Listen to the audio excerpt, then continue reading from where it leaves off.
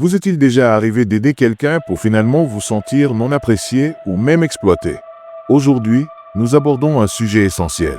Les types de personnes auxquelles vous devriez peut-être réfléchir à 2 fois avant d'apporter votre aide. De l'ingratitude à la manipulation. Chaque type présente des défis uniques qui peuvent affecter non seulement votre générosité, mais aussi votre bien-être émotionnel. Restez avec nous jusqu'à la fin pour découvrir des conseils pratiques afin de gérer ces situations avec sagesse et protéger vos propres limites.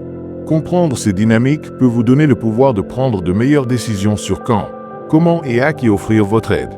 Si vous n'êtes pas encore abonné, je vous recommande de vous abonner et d'activer la cloche de notification pour ne manquer aucune vidéo. Votre soutien compte énormément pour moi. Et si vous appréciez cette vidéo, vous pouvez m'aider à continuer à partager des leçons précieuses en aimant et en partageant. Si le sujet vous plaît, commentez 1. Si ce n'est pas le cas, commentez 0 afin que je puisse m'améliorer. Maintenant, commençons. Dans un village côtier oublié par le temps, niché entre des falaises escarpées et des vagues déchaînées, vivait un jeune pêcheur nommé Lucas, dont l'âme était aussi profonde que l'océan qu'il parcourait. Un jour fatidique, au milieu des débris laissés par une tempête, il découvrit une mouette blessée, autrefois majestueuse, mais désormais prisonnière d'un cruel filet de pêche. Le cœur de Lucas se remplit de compassion en croisant le regard de l'oiseau où se mêlaient souffrance et espoir. Guidé par une empathie naturelle, il ne perdit pas une seconde. Avec ses mains marquées par la mer, il libéra doucement la mouette du filet et la transporta dans le refuge de sa modeste cabane. Là, entouré du parfum du sel et du silence, il soigna patiemment ses blessures, murmurant des paroles apaisantes. Jour après jour, la mouette, que Lucas nomma Mia, retrouva peu à peu ses forces. Ses ailes s'étirèrent à nouveau et elle devint sa fidèle compagne, perchée sur son épaule tandis qu'il réparait ses filets et racontait ses histoires de mer. Dans les yeux de Mia, Lucas crut voir de la gratitude, ce qui réchauffa son cœur comme un rayon de soleil perçant la brume matinale. Mais à mesure que Mia retrouvait sa vigueur, un changement subtil s'opéra. Elle devint possessive avec la nourriture, son comportement doux laissant place à une attitude agressive et protectrice. Un matin lumineux, sans avertissement, Mia attaqua la main tendue de Lucas et s'envola, disparaissant dans le ciel. Lucas resta là, la main ensanglantée et le cœur brisé, submergé par un profond sentiment de trahison. Dans la solitude, en réparant à la fois ses filets et son cœur, Lucas comprit une vérité essentielle. La compassion est noble, mais elle doit être accompagnée de sagesse.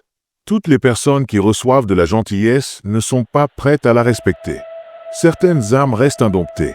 Cette histoire nous rappelle la fragilité de la confiance et la complexité des relations humaines. Maintenant, passons au premier type de personnes. Mais avant cela, si cette histoire vous parle, appuyez sur le bouton j'aime et montrez votre soutien. Numéro 1 est les ingrats. Les personnes ingrates reçoivent de l'aide sans jamais montrer de reconnaissance. Pire encore, elles peuvent critiquer ou mépriser l'aide reçue. Au lieu d'un merci sincère, vous recevez des plaintes. Cela peut être profondément décourageant. L'ingratitude parle davantage de l'état d'esprit de la personne que de la valeur de votre aide. Apprenez à être sélectif. Offrez votre énergie à ceux qui savent l'apprécier. Numéro 2, les paresseux. Ce sont ceux qui peuvent agir mais choisissent de ne pas le faire. Votre aide peut devenir une béquille qui les empêche de changer. Le véritable soutien consiste à encourager l'autonomie, pas à faire le travail à leur place. Numéro 3, les irresponsables. Ils rejettent toujours la faute sur les autres. Ils refusent d'assumer leurs erreurs. Aider ce type de personne peut vous transformer en bouc émissaire. Encouragez la responsabilité personnelle, pas la fuite des responsabilités. Numéro 4, les manipulateurs. Ils utilisent votre compassion pour servir leurs propres intérêts. Ils jouent la victime, utilisent la culpabilité et exploitent votre gentillesse. Apprenez à reconnaître ces tactiques et à poser des limites fermes. Numéro 5, les égoïstes. Ils considèrent votre aide comme un droit, pas comme un cadeau. Ils exigent, mais ne remercient pas. Dans ce cas, protégez votre énergie et établissez des limites claires. Aujourd'hui, nous avons exploré plusieurs types de personnes avec lesquelles il faut faire preuve de prudence lorsque l'on offre son aide. Comprendre ces dynamiques vous permet de protéger votre paix intérieure, votre énergie et votre bien-être émotionnel. Si cette vidéo vous a apporté de la valeur, laissez un commentaire, aimez, partagez et abonnez-vous pour plus de sagesse sur les relations et la vie. Merci de m'avoir regardé.